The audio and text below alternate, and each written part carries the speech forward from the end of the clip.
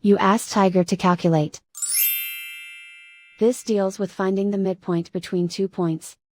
The midpoint between the 2 points is -35, 13.5.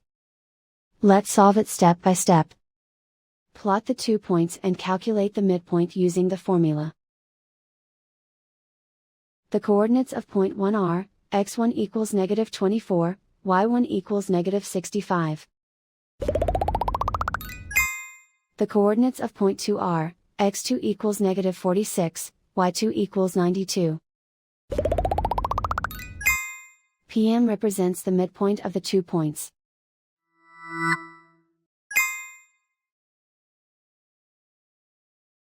Use the x values in the midpoint formula to find the midpoints x. x1 equals -24. x2 equals -46. Simplify the arithmetic.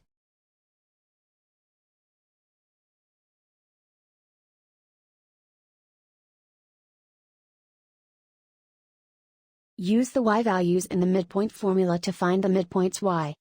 y1 equals -65. y2 equals 92. Simplify the arithmetic.